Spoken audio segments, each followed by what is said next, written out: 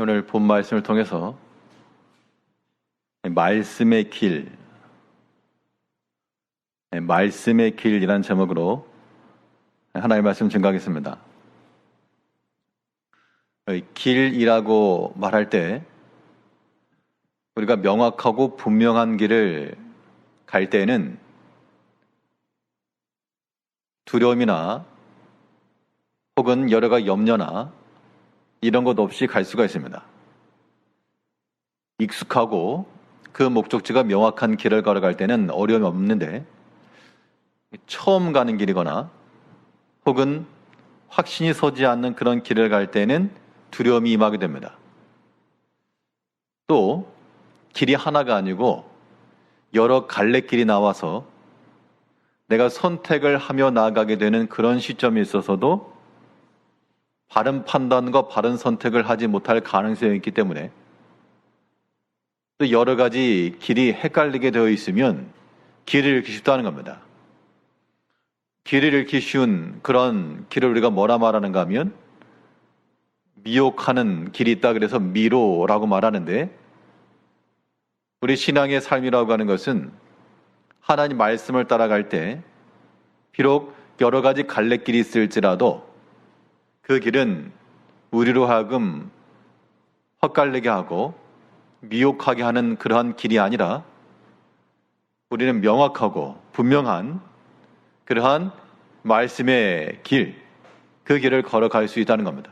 그 길을 걸어가야지만 우리의 영혼이 살고 우리 육체가 안전히 거하는 겁니다. 우리 모든 성도님들이 과연 내가 걷고 있는 이 길이 믿음의 길인지 또 말씀의 인정을 받고 있는 길인지 이런 것들을 잘 분별하셔서 우리 심령 가운데 평안이 있고 만족과 감사가 있으면 그 말씀의 길을 잘 걸어가고 계신 것이고, 그렇지 않으면 길 잃어버린 겁니다.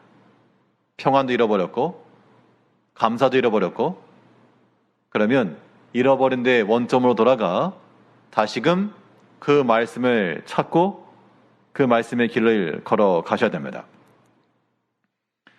그러면 우리 신앙의 삶에 있어서 이 말씀의 길을 끝까지 잘 완주할 수 있는 길이 무엇일까? 오늘 본 말씀을 통해서 우리 살펴보도록 하겠습니다. 이 말씀의 길을 잘 걸어간다라고 하는 것은 첫째는 말씀의 입구로 들어가셔야 됩니다. 말씀의 입구를 찾는다라고 하는 것이 말씀의 길로 들어가는 거예요. 그 입구라고 하는 것은 무엇을 우리 입구로 삼는 것인가? 우리에게서 나타나는 그런 신앙의 행동들이죠.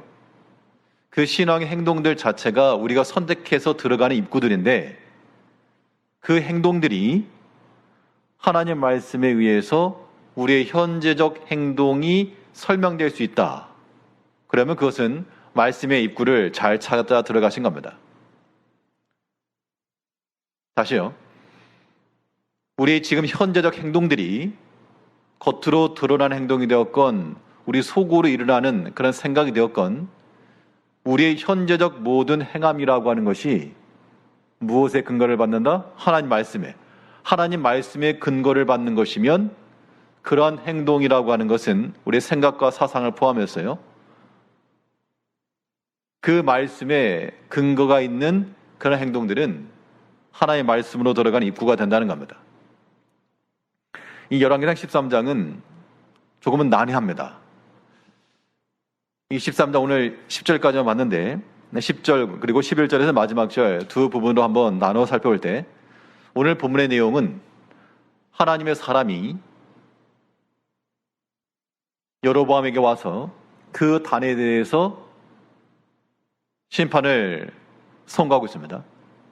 그때 여로보암 왕이 그 손을 들어서 멈추라 할 때 도리어 그 손이 상했는데, 여로보암이 그 하나님의 사람에게 이르기를 당신이 하나님께 은혜를 구해서 내 손을 도로 성하게 해주시오. 그렇게 성하게 되었으니 된 후 여로보암이 그 하나님의 사람을 불러서 나와 같이 가서 물도 먹고 떡도 먹으시오. 그러니까 하나님 말씀에 거기서 물도 마시지 말고 떡도 마시지 말고 왔던 길로 돌아가지도 말라.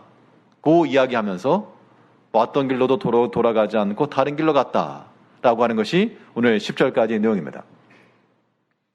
여기서 이 하나님의 사람, 정확한 이름이나 혹은 연령대나 이런 거 나오지 않았지만 이 하나님의 사람이라고 불린 사람의 이 행동이 무엇에 근거하였는가라고 하는 걸 보자는 겁니다. 오늘 본문 1절을 보시면 보라 그때에 하나님의 사람이 여호와의 말씀으로 말미암아 유다에서부터 베델에 이르니 마침 여로보암이 제단 곁에 서서 분향하는지라. 12장에서 여로보암의 죄가 나왔습니다. 여로보암이 어떤 죄를 지었는가 하니 가만 보니까 이 백성들이 절기 때만 되면 예루살렘으로 건너가니까 백성들의 마음이 르호보암에게 다 넘어가게 생겼다. 그래서 거기에 금송아지를 만들고 그리고 레위 사람이 아닌 사람으로 제사장을 삼고 또한 절기를 한 달 간격을 도와주고 비슷하게 8월 15일 날 절기를 도와주고 그러한 종교를 활용해 자기 정치를 하고 있는 그때에 하나님께서 한 하나님의 사람을 보내셔가지고 이 여로보암의 제단 곁에서 분향하는 것을 지금 지적하고 계시는 겁니다. 그러면 이 여로보암 입장에서는 그 당시 르호보암보다 더 많은 지파를 거느렸습니다. 여로보암은 왕이었으니까요. 북쪽에 있는 왕. 그 북쪽에 있는 왕이 행하고 있는 모든 정치적 행위, 또 종교적 행사 앞에 한 사람이 나타나가지고 단이 회파될 것에 대한 것을 지금 선포하고 있는 겁니다. 2절에 보니까요. 하나님의 사람이 제단을 향하여 여호와의 말씀으로 외쳐 이르되 제단아 제단아 여호와께서 이와 같이 말씀하시기를 다윗의 집에 요시아라 이름하는 아들을 낳으리니 그가 내 위에 분향하는 3당 제사장을 내 위에서 제물로 바칠 것이요 또 사람의 뼈를 내 위에 살이라 하셨느니라 하고. 이거 뭐 좋은 말 아니죠. 여로보암 입장에서는요. 여로보암 입장에서는 좋은 말이 아닌데 이 말을 했다? 그럼 이 하나님의 사람의 운명은 과연 어떻게 될까? 그 여로보암 앞에서 하나님의 율법을 알매도 불구하고 지금 자기를 위해서 절기도 받고 제사장도 마음대로 섬겨 금송아지도 만들어 이러한 일을 자행하였던 여로보암 앞에 그 제단이 무너질 것을 선포했다 그러면 그 하나님의 사람은 목숨 걸고 한 겁니다. 뭐 자기는 가정이 없겠는가? 자기 인생이 없겠는가? 그럼에도 불구하고 이 하나님의 사람이 이 여로보암 앞에 와서 이 제단을 향하여서 이 제단이 무너질 것을 선포한 이유는 딱 하나. 1절인 말씀처럼 그때 하나님의 사람이 여호와의 말씀으로 말미암아 유다에서부터 베델에 이르렀다. 결국 굳이 그 남쪽 유다 땅에서부터 베델에 이른 것은 그 행동이 무엇에 근거하였는가? 어떤 부귀 영화를 누리기 위함도 아니요, 또 여로보암에게 가지고 어떤 줄을 서기 위함도 아니요, 당연히 그의 모든 말과 행위를 통해서 그에게 주어질 어떤 유익하지 못한 결과들을 뻔히 알매도 불구하고 그의 현재적 행동의 이유는 하나님께서 말씀하신 그 말씀 때문에 갔다는 겁니다. 이걸 우리가 유심히 잘 들으셔야 됩니다. 오랫동안 신앙생활을 하였고 우리가 하나님을 잘 아노라라고 말하지만 우리가 현재적 행하고 있는 행동들의 그 근거가 무엇인가? 이게 참 아이러니한 게요. 오랫동안 잘 믿고 하나님에 대한 지식이 많으면 많을수록 그 사람의 행하는 그 행동의 근거가 하나님 말씀에 의하지 않고 자기 경험에 의할 수가 있다는 겁니다. 저를 포함해서 오랫동안 신앙생활한 우리 모든 성도님들이 유념하셔야 될 부분입니다. 내가 성경을 잘 알고 있고 또 말씀도 알고 또 많은 일을 해봤고 경험도 있고 그러다 보니까 우리 개개인의 신앙생활뿐만 아니라 우리 교회 공동체적 일을 함에 있어서도 그 행동의 근거가 하나님 말씀에 근거했다라기보다 자기 생각이 앞선 겁니다. 내 경험상, 내가 알고 있는 그런 지식에 근거해서. 그런 길이라고 하는 것은 명확한 말씀의 길이 아니라 도중에 길을 잃고 마는 미로를 걷는 겁니다. 때론 우리가요, 어떤 생고생을 해도 내가 왜 이런 지금 생고생을 하고 있는가? 왜 내가 지금 다른 사람은 하지 않아도 될 이런 고생의 길을 내가 하고 있는가? 라고 하는 그런 우리의 현재적 행동들에 대해서 답이 명확하면요, 하나님이 내게 맡기신 것이다. 내가 이 일에 대한 직분을 맡았다. 라고 하는 명확한 답이 있으면 내가 비록 생고생을 하고 있을지라도 우리는 말씀의 길을 걸어가는 겁니다. 그런데 아무런 어려움도 없고 고난도 없고 평탄한 길을 걸어가셔도 그 근거를 보니까 하나님 말씀을 순종하면서 받는 것이 아니고 다 이거 요나처럼 요리조리 피해가지고 하나님의 말씀도 피해 사명도 피해 아무튼 그게 내 마음에 합당하지도 않고 원하지도 않고 그 결과가 또 싫고 그런 자기 생각과 자기 경험이 더 주가 되다 보니까 하나님이 여기 가서 니느웨에 가서 선포해라. 아주 하찮게 여기고 자기 생각을 따라 정반대 길로 갔다는 겁니다. 그것은 우리가 확신을 가지고 행동을 하셔도요, 이거는 완벽한 미로 속으로 들어가는 겁니다. 우리가 생고생을 해도 하나님 말씀에 근거한 것이면 그 일은 복된 것이고요, 아무리 평안하고 고생 하나도 안 하셔도 하나님 말씀에 불충하고 그 말씀을 우리가 눈 감고 그렇게 해서 나가게 되면 그 평탄함이라고 하는 것은 우리의 길을 상실하게 만들어버리는 겁니다. 성경에서 보게 되면 여러 가지 어려움의 일을 당했어도 하나님 앞에 받은 것인 줄 알고 나갔던 사람들은 그 말씀의 길을 끝까지 걸어갔습니다. 바울 사도가 말하기를 내가 복음을 전한 이것이 나에게 있어서 기쁜 일이고 즐거운 일이긴 한데 내가 이 복음을 전하다가 많은 사람들로부터 비난도 받았고 욕도 먹었고 매도 맞았다. 40에 하나 가만봐도 여러 차례 맞았고 내 동족들로부터 위협을 받았고. 근데 사실 우리는 그런 일을 당하면 우리의 성격상 가만히 있지 않죠. 40에 하나 가만매를 하나 5번이나 맞았다. 하나 가만 한 대만 맞아도 우리는 벌쩍 뜁니다. 동족의 위험? 어떻게 보면은 이방이 아니고 같은 동족이니까 혈통적으로 따지게 되면 다 거슬러 올라가가지고 아는 사람들이고 부모 형제가 알고 그런 가차한 사람들인데 그 사람들로부터 도리어 박해를 받았다. 우리가 만일 우리 가까운 사람들로부터 오해의 말이나 안 좋은 말을 듣게 되면 우리가 또 이렇게 마음이 편할 수가 없잖아요. 바울이 복음을 전함에 있어서 그런 어려움의 때가 있었지만 그럼에도 불구하고 내가 이 길을 회피하지 않은 것은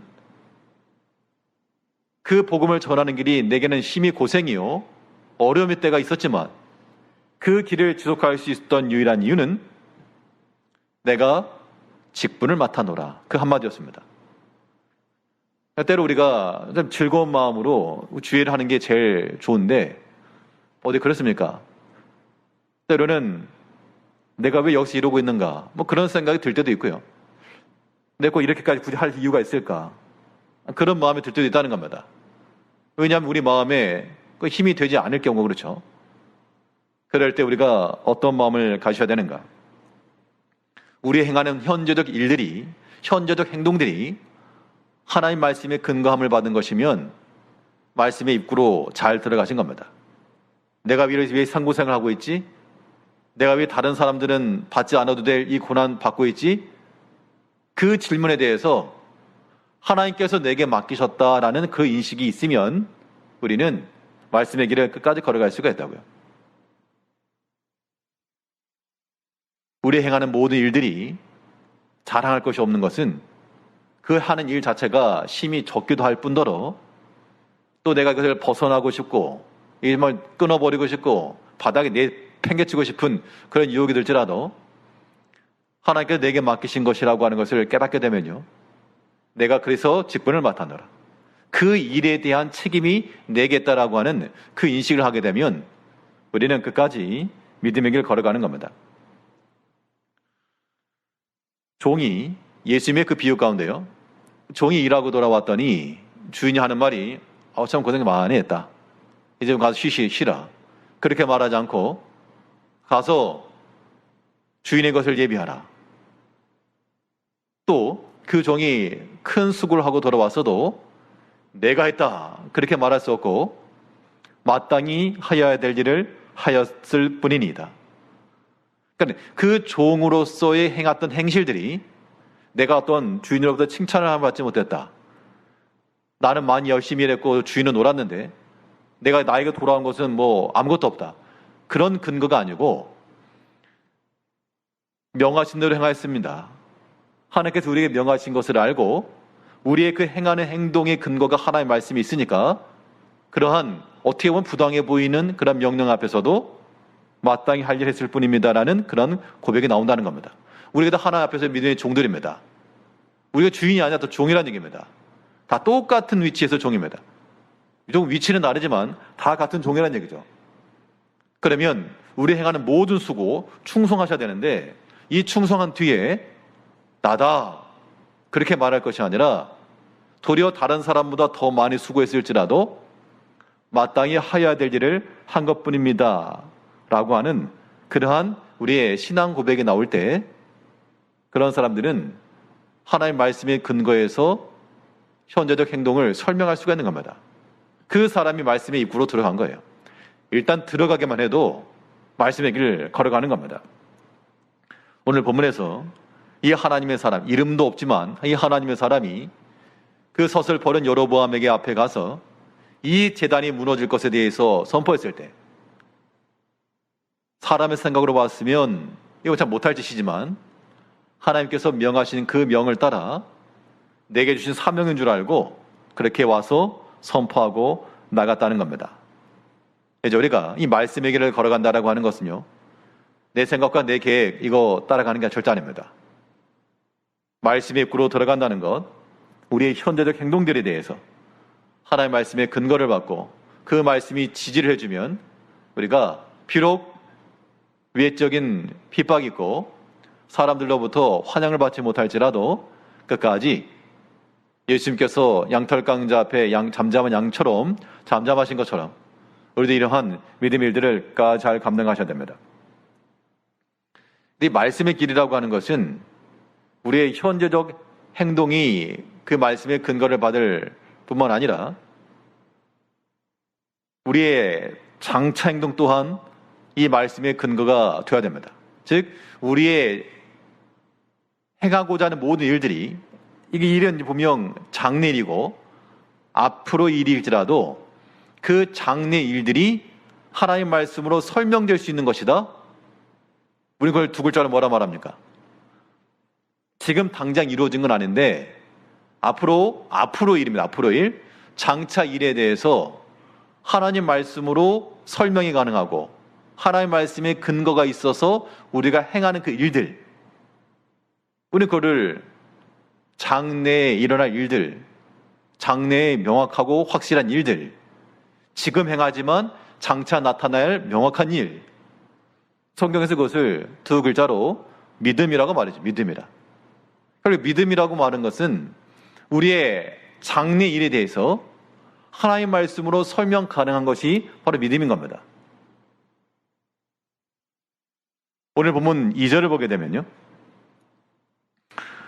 하나님의 사람이 제단을 향하여 여호와의 말씀으로 외쳐 이르되 제단아 제단아 여호와께서 이와 같이 말씀하시기를 다윗의 집에 요시아라 이름하는 아들을 낳으리니 그가 내 위에 분향하는 산당 제상을 내 위에 제물로 바칠 것이요 또 사람의 뼈를 내 위에서 사르리라 하셨느니라 하고, 여기서 요시아라고 하는 사람이 나서 그 산당을 회파할 것을 지금 이야기하고 있는데, 요시아라고 하는 왕이 실제로 나중에 한 아이가 태어나 요시아 왕이 있죠. 놀랍게도 약 300여 년 전 지금 이 이름도 없는 한 하나님의 사람을 통해서 이 다윗 가문의 요시아라고 하는 왕이 나올 것이고, 그가 이 산당을 회파할 것을 지금 이야기를 하고 있습니다. 그러면 하나님 이 말을 하고 있는 선지자 입장에서, 이 하나님의 사람 입장에서 최소한 뭔가 좀 말해도 이 말이 먹힐 만한 걸 이야기할 것인데, 지금 요시아라는 자가 나타날 것이라 뜬금없는 거, 이것을 우리가 믿음 아니고서는 이건 절대 불가합니다. 우리가요 한치 앞을 내다보지 못하죠. 내일 일도 모릅니다, 사실. 그런데 100년, 200년 뒤에 일어날 것을 믿고 지금 현재 말한다? 목숨을 건다? 여로보암 앞에서 지금 이 말을 한다? 이건 보통 제정신 가지고 할 수 없는 겁니다. 분명 이 하나님의 사람이 개인적으로 하나님께로부터 받은 바, 어떻게 받았는지는 알 수 없지만 하나님께로부터 받은 그러한 명령에 대한 확신이 있었기 때문에 그 확신을 가지고 지금 장차 일어날 일들을 지금 설명하고 있다는 겁니다. 이게 믿음이란 얘기예요. 우리 믿음이라고 말하지만 이거 믿음이라고 하는 거 우리가 어떤 소유하는 개념으로 생각하시면 안 됩니다. 내가 믿음을 가지고 있다라고 말하지만 이게 내 주머니 속에서 얼마 꺼내는 것처럼 믿음을 꺼내야지, 그런 개념이 아니란 얘기예요. 며칠 전 금요일 기도 시간에 우리 김 목사님께서 설교 중에 이거 믿음의 인격성이라는 얘기를 한 적이 있었는데요. 기억하시는 분 계실지 모르겠습니다만, 그러니까 믿음의 인격성이라고 하는 것도 같은 그런 의미죠. 그러니까 믿음이라고 하는 것을 우리가 어떤 소유물로 보는 게 아니고, 내가 가지고 있는 믿음이라고 하는 소유를 보는 게 아니고, 믿음 자체가 하나의 살아있는 인격체 같다는 겁니다. 그러니까 믿음이라고 하는 우리가 말할 때는 내 친구와 같이, 예수님께서 인격적으로 존재하시기 때문에 우리를 위로하실 수가 있고, 우리를 도우실 수가 있고, 나와 함께 거하실 수가 있고, 그거잖아요. 예수님께서 눈에 보이지 않고 성령님께서 우리 눈에 보이지 않는다고 해서 물질로 취급할 수 없는 것처럼 당 인격성을 부여하죠. 믿음에도 마찬가지로 그 믿음이라고 하는 것이 살아있어서 그 말씀과 더불어서 우리 가운데 역사한다는 겁니다. 우리가 하나님의 말씀을 명확히 믿고 나가게 되면 그 말씀을 먹은, 그 말씀을 소유한 믿음이라고 하는 친구가 우리 곁에 서가지고 같이 서주는 겁니다. 이거 확실하다, 명확하다, 내가 홀로 걷는 거 아니다. 그러니까 우리가 이런 마음을 생각하게 되면요, 이 믿음이라고 하는 것을 우리가 굉장히 우리 믿음에 대해서 의지를 할 수 있어야 됩니다. 하나님 말씀에 우리가 의지하는 것처럼 바울이 그렇게 얘기했습니다. 내가 은혜의 말씀께 너를 부탁한다. 그러니까 은혜의 말씀께 부탁한다. 말씀에도 인격성을 부여한 겁니다. 살아계신 하나님 말씀이죠. 우리 믿음이라고 하는 결코 무엇을 믿는 믿음의 대상이 필요한 거니까, 우리가 믿는 믿음의 대상이라고 하는 것은 하나님이시요, 하나님 행하신 그 말씀이 우리 믿음의 대상인 겁니다. 그럼 그 말씀을 우리가 들었다는 얘기는, 그 말씀을 믿는다는 얘기는 그 말씀이 우리 가운데 살아있는 인격체임과 동시에 그 말씀에 대한 우리의 반응, 그 말씀이 확실합니다, 옳습니다라고 하는 우리의 반응이 믿음이니까 그 믿음 또한 살아있는 그러한 인격체와도 같이 우리와 함께 존재해야 됩니다. 그러니까 말씀 가운데 거하는 사람들, 믿음으로 사는 사람들은 뭐하지 않고 외롭지 않고 두려움이 없으며 담대히 나올 수 있다는 겁니다. 왜요? 그 말씀이 내 옆에 함께 있어주니까, 그 믿음이란 친구가 내 옆에 든든히 서 있어주니까, 그 말씀을 가지고 이거 분명하다, 확실하다, 두려워하지 말아라, 내 옆에서 계속해서 말해주니까 그것이 우리의 한 연합이 되는 것이고, 그것이 우리의 믿음의 길을 걸어가게 만드는 겁니다. 장차 일어나는 일들에 대해서 우리가 알 수 없습니다. 그러나 우리는 하나님 말씀에 대해서 명확하게 그 말씀이 이루어질 것을 믿고, 이 하나님의 사람이 다윗의 집에 요시아라는 사람이 날 것이라 하나님께 그에게 명하셨으니까 다른 건 설명할 길이 없다는 겁니다. 이걸 무슨 과학적으로 설명할 것인가, 역사적으로 설명할 것인가, 뭘로 설명하겠습니까? 하나님께서 하나님 이외로는 설명할 수 없는 그 말씀이지만 그는 이걸 명확히 믿고 지금 외쳤다, 그 얘기죠. 그렇기 때문에 이 사람의 행위라고 하는 것, 장차 일어날 행위이지만 하나님 말씀의 근거가 되고 하나님의 말씀으로 충분히 설명이 되는 것이기 때문에 말씀의 출입구와 같다, 말씀 입구와 같다는 겁니다. 이것이 우리가 말씀의 길을 걸어가는 길 되는 겁니다. 이제 우리의 모든 삶의 길에서요, 우리 현재적 일도 하나님의 말씀 안에서 설명이 가능하셔야 되겠고, 반대로 하나님 말씀으로 설명되지 않은 것들은 그거는 버려야 됩니다. 내 마음속에서 어떤 분노함이 일어났다. 그 분노함을 가만 보니까 하나님 말씀에 근거한 게 아니거든요. 그럼 이건 이 분노라고 하는 것은 내 마음속에서 일어난 것이라, 혹은 하나님이 주신 것이 아니고 이거는 마귀가 줬다. 그럼 우리가 어떻게 됩니까? 그런 것들은 버려야죠. 내 마음속에서부터 게으름이 일어나고 불충하는 마음이 일어난다. 가만 보니까 성경상의 근거를 받지 못한다. 하나님 말씀에 그런 마음 준 게 없다. 그것이 우리 마음 가운데 깨달아지게 되면 또 그런 불충하는 마음도 버려야 됩니다. 그래야 말씀의 길을 걸어가는 거예요. 뿐만 아니라 지금 당장 우리 눈앞에 나타나지 않았을지라도, 그 우리 장래일일지라도, 우리 장래일이니까 우리 개인의 문제이며 우리 자녀들의 문제이며 우리 모든 앞으로의 모든 문제들이며 이 모든 것들에 대해서 하나님께 온전히 다 맡기되 하나님께서 우리 약속하신 대로 그 말씀대로 우리가 믿고 나가야 됩니다. 그것이 우리의 장래에 나타날 현재가 되는 것이죠. 그래서 우리가 이 말씀의 길을 온전히 잘 끝까지 완주하시려면 우리의 모든 행동들에 대해서 하나님의 말씀을 설명하여 그 말씀 입구로 들어가기를 힘써야 되겠습니다. 이 말씀의 길을 잘 걸어가려면 입구로 들어갔으니까 출구로 나와야 되겠죠. 당연히 말씀의 길을 완주한다라고 하는 것은 말씀의 출구로 나와야 됩니다. 결과적으로도 그 과정을 다 지나고 말씀으로 최종 결론이 나야 된다, 그 말인데요. 근데 출구로 나오려면 입구가 있고 출구가 있는데 그 가운데 뭐가 있습니까? 과정이 있죠. 결국 우리가 말씀으로 들어가서 출구까지 나왔다라고 하는 것은 그 과정이 하나님 말씀을 지나왔다, 그 얘기입니다. 하나님께서 우리에게 말씀하신 그 목적이 이루어져야 된다, 그런 얘기인데요. 오늘 본문을 보게 되면 이 선지자를 통해서 여로보암에게 가서 전하라, 그 얘기 아닙니까? 그러면 이 말씀을 이제 하나님의 목적이 뭐겠어요? 너네 다 죽었다 하고, 이건 심판과 저주의 목적이 아니라 결과적으로는 여로보암이 어떻게 되기를요? 회개하고 돌이키기를. 그러니까 하나님께서는 지금 이 범죄하고 있는 여로보암에 대해서 내 이름은 잘 걸렸다 해서 바로 심판이 아니고 그 여로보암이 회개하고 돌이킬 수 있는 기회를 지금 하나님의 사람을 통해서 좀 주었다는 겁니다. 근데 여로보암이요, 이 사건 속에서 하나님의 말씀을 잘 깨달았는가? 결과론적으로는 깨닫지 못했다라고 하는 것이 드러나고 있습니다. 우리 3절을 보면요, 그날에 그가 징조를 들어 이르되 이는 여호와께서 말씀하신 징조라. 제단이 갈라지며 그 위에 있는 재가 쏟아지리라 하매 여로보암 왕이 하나님의 사람이 베델에 있는 제단을 향해 외쳐 말함을 들을 때 제단에서 손을 펴며 그를 잡으라 하더라. 그를 향하여 편 손이 말라 다시 거두지 못하며. 임의적으로 이해가 되시죠?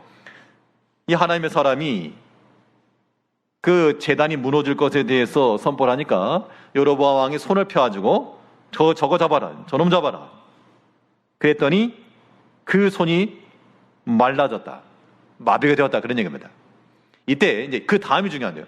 이 상태에서 그러면 내가 여로보암이고 우리 성도님들이 여로보암이었는데 내가 지금 본인 수는 알 거 아닙니까? 지금 금송아지도 만들었고, 금송아지 만든 목적은 이 하나님의 사람들이 넘어갈까봐, 자기는 금송아지 만든 게 잘못이라는 거 안다는 얘기입니다. 레위 자손 아닌 사람으로 제사장 삼은 것도 이거 잘못되는 걸 안다는 얘기고, 또 이 절기를 바꾼 것도 잘못된 거 안다는 얘기입니다. 그 마음속에는 비록 다른 백성들은 속아서 할지라도 그 마음속에 내가 속이고 있다라고 하는 것을 분명히 알 건데, 그때 하나님의 사람을 통해서 내 손이 말라 비틀어졌다. 그때 우리는 깨닫고 이거 하나님께 내게 주시는 건 사인이다 하고 돌이키는 건 저기 정상이죠.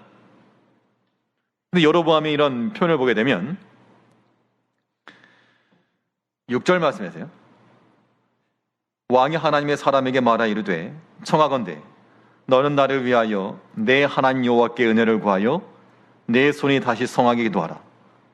하나님의 사람이 여호와께 은혜를 구하니 왕의 손이 다시 성하여 전과 같이 되니라. 그러니까 지금 이 결과가요. 여로보암의 그 손이 말라 비틀었던 그 손이 그 선지자의 기도를 통해서 성하게 되었다. 그리고 여로보암은 너무 좋아가지고 그를 불러서 예물도 주고 음식도 주고 그러려고 그랬는데 그냥 간다 그래서 갔다. 그 얘기입니다. 그러면 하나님께서 이 선지자를 통해서 하시고자 하신 이 제단이 무너질 것에 대한 요시아라는 왕이 나타나서 이 단을 회파할 것이라고 하는 것은 그것은 훌륭하게 지금 미션이 완성되었지만 또 하나의 목적, 이 여로보암이 바른 길을 돌이키고 하나님께로 돌아오기를 기대하는 목적으로 주셨는데 그걸 이루지 못한 겁니다. 근데 여기서 이 여로보암의 모습을 보면서요, 이거 우리 자신의 모습이다 이런 생각을 좀 해봤습니다. 여로보암이 지금 당장 하나님의 말씀 떠나서 자기 멋대로 행하다가 하나님이 이렇게 딱 심판하니까 손이 지금 말라 비틀어졌다. 약간 은유적인 표현이긴 하지만 우리 개개인의 모습을 한번 생각해 보시죠. 내가 여러 가지 어려움을 당했다. 하나님의 말씀에 어긋나고 불충하다가 내가 뭔가 지금 이거 하나님의 사인이다 라고 느낄 정도의 뭔가를 받았다. 그럼 우리는 그런 어려움에 처했을 때 이 하나님 앞에서 잘못한 것인 줄 알고 회개하는 심정을 가지고 엎드려야 되겠는데 그게 아니고 그 관심은 온통 말라 비틀어진 손이 다시 성해지는 것에만 지금 관심이 있다 그런 얘기죠. 물론 이 여로보암은 손이 성하게 되긴 됐지만 그가 하나님께로 다시 돌이켰다. 그의 모든 행한 것을 깨닫고 그 단을 부수고 송아지를 다 없애버리고 또한 절개를 다시 바꾸고 이런 행위는 없고 그 당시 내 손이 지금 말라 비틀어진 그것이 어려우니까 그것이 해결되는 것이 지금 주 목적이었다는 겁니다. 그래서 그가 하나님께 기도를 청하고 있고 하나님 은총을 말하고 있지만 그 자신이 하나님께로 돌아갔다는 말이 아니라 이것만 좀 고쳐달라 그 얘기. 이것만. 아주 얄팍한 생각들인데 이러한 생각들이 지금 다 우리들의 모습이라는 겁니다. 우리가 이제 다 회개할 바이죠. 하나님께 참으로 원하시는 바가 우리의 모든 잘못된 마음, 우리의 불순한 동기들, 숨겨진 죄악들, 그걸 회개하고 그런 사인들을 보면서 봤지? 이거 옳지 않은 거 알지? 우리가 참 꼬꾸라지고 하나님 앞에 엎드리고 회개하고 눈물로 돌이켜야 될 것인데 하나님께서 우리의 그걸 기대하시는데 우리는 그냥 지금 당장 이 문제 좀 해결해 달라. 이게 우리의 간절한 기도 제목이 된다는 겁니다. 하나님 앞에 우리의 모든 필요를 구하고 여러 가지 어려움에 처했을 때 다시금 성함을 얻게 해달라고 하는 것과 필요하지만 그러나 말씀의 길을 걸어간다라고 하는 것은요, 이 모든 과정 속에서 나를 향한 하나님의 그 뜻을 찾는 데 있습니다. 왜 이러한 일을 당하게 하셨을까? 물론 이것은 자기 자신에게 적응해야지 다른 사람에게 잘 말하고 하나님 왜 이런 줬겠냐고 그렇게 말하는 건 좀 오버하는 것이고요. 자기 자신에게, 다른 사람 얘기 아니고 내 자신에게, 내 스스로에게 왜 이러한 일을 겪게 하셨으며 이런 걸 보게 하시며 이런 걸 듣게 하시며 이러한 일을 목독해 하시는가? 하나님께서 말씀하시는 거예요. 니 좀 보라고, 너 들으라고, 니 깨달으라고. 우리는 그런 것 속에서 우리의 모든 걸 깨닫고 하나님 앞에 엎드릴 줄 알아야지. 지금 당장 이 문제를 좀 해결해 주시오.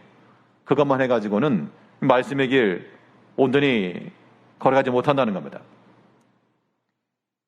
하나님의 선자의 말을 듣고 이 여로보암이 하나의 신앙 체험을 했지만 그 하나님께로까지 이르지 못했기 때문에 말씀의 길에서 그는 실패한 겁니다. 하나님의 말씀은 성취될지라도 그 가운데 좀 떨어져 나가는 사람이 있다 그런 얘기죠. 우리 하나님의 말씀을 들었노라 라고 말하고 아노라 라고 말하지만 그 하나님의 말씀에서 떨어지는 자가 있을까? 우리는 두려워해야 됩니다. 하나님께서 우리에게 주신 모든 사인들을 통해서 곁길로 가지 말고 끝까지 너희 마음을 돌이켜 회개하여 하나님께서 원하시는 그 목표까지 이르르라. 이 말씀이 우리 가운데 실천이 되므로 우리의 모든 하나님의 말씀이 잘 이루어져야 됩니다. 그래야지만 이제 밖으로 나오는 거예요. 이 출구라고 하는 것은 우리의 완전한 순종을 통해서 이루어지는 겁니다. 오늘 본문 마지막에서요, 이 하나님의 사람이 이 여로보암의 청을 건절하고 돌아갈 때 우리 9절을 보시면 이는 곧 여호와의 말씀이 내게 명령하여 이르시기를 떡도 먹지 말며 물도 마시지 말고 왔던 길로 되돌아가지 말라 하셨음이니이다 하고 이에 다른 길로 가고 자기가 베델에 오던 길로 되돌아가지도 아니하니라. 자, 왔던 길로 다시 돌아가지 않았다. 성경에 보게 되면 하나님께서 선지자를 통해서 말씀하실 때 이런 이야기들이 가끔 있습니다. 왔던 길로 돌아가지 말라. 이것은 이 선자를 통해서 그의 입을 통해서 선포된 메시지도 하고요. 또 이것은 행함으로 보여주는 하나의 메시지이기도 합니다. 왔던 길로 돌이키지 말라. 여로보암에게 있어서는 내가 행하였던 모든 죄 같은 일들이 다시 반복되지 않도록 돌아가지 말라. 이런 것에 대한 그러한 메시지죠. 그러니까 우리가 하나님의 말씀으로서도 말씀을 그의 뜻을 찾고 또 무언의 행함 속에서도 우리는 하나님의 뜻을 찾아야 됩니다. 왔던 길로 돌아가지 않고 가던 길로 가라, 새 길로 가라 그 얘기는 우리가 하나님의 말씀에 대해서요. 그 말씀 우리가 온전히 받았으면 그 말씀 붙들고 놓치지 말고 그 말씀을 유지한 채로 나아갈 것을 지금 이야기하고 있습니다. 그래야지 우리가 사는 겁니다. 하나님께서 우리에게 명하신 바 우리에게 다 말씀 주시잖아요. 그 말씀 우리가 들었으면 그 말씀이 여전히 있어야 됩니다. 그 말씀이 있다라고 하는 것은 여기도 마찬가지로 내 주머니 속에 무슨 지갑 꺼내는 것처럼 있다 없다가 아니라 내 친구와도 같이 친구 그러면 내 마음에 안 들면 우리가 연락도 안 할 수 있으니까 친구 그러지 말고 끊을 수 없는 내가 챙기지 않을 수 없는 그러니까 여러 우리 성도님들의 사랑하는 자녀들 손자 손녀들을 한번 하시죠. 그러면 눈에서 안 보이면 염려되잖아요. 항상 옆에 붙어 있어야 되잖아요. 어디 가든지 같이 손을 잡고 가야 되잖아요. 하나님의 말씀이 입장은 바뀌었지만 하나님의 말씀이 우리에게서 그러한 존재가 되어서 그 말씀과 동행하는 것입니다. 그 말씀에 대한 우리의 반응, 그 믿음 또한 우리의 한 손, 오른손 왼손 붙잡고 같이 나가는 겁니다. 그럴 때 우리의 믿음의 길을 끝까지 완주할 수가 있는 겁니다. 그렇지 않고 애들 손 놔버리게 되면요. 가끔 뉴스에 나오는 게임하려고 애 집에 며칠 방치해놓은 그런 부모같이 참 비정하죠. 그런 비난받을 만한 일들이 우리 가운데 있어서는 절대 안 되겠다. 하나님의 말씀에 손을 놔버렸다? 그거는 뉴스에 나오는 그런 사람보다 더한 겁니다. 믿음의 손을 놔버렸다? 이건 어떻게 하시려고 믿음의 손을 놓으시는가? 그러지 마시고 이 말씀의 길을 끝까지 완주한다는 것은 오른손 왼손에 하나님의 말씀을 붙잡고 그 말씀에 대한 우리의 믿음의 반응 붙잡고 내 친구와 같은 마음으로 내 사랑하는 자녀와 같은 마음으로 두 손 붙잡고 한 걸음씩 나아갈 때 이 말씀의 길을 끝까지 걸어갈 수 있다는 겁니다. 오늘 본문에 나왔던 이름 없는 한 하나님의 선지자가 하나님의 사람이 하나님께서 명하신 그 말씀을 따라 그의 모든 행동들을 설명해 가면서 그의 행함이 있었고요. 또 하나님의 뜻을 따라 끝까지 그 말씀을 순종해 나갔던 것처럼 우리 모든 성도님들도 하나님의 말씀에 대해서 말씀으로 들어가시고 말씀으로 나와 말씀 입구와 출구를 잘 찾아서 오직 이 말씀의 길 명확하고 분명한 잃어버리지 않는 미로가 아닌 말씀의 길로 걸어가시는 성도님들 되시길 바라겠습니다. 기도하겠습니다.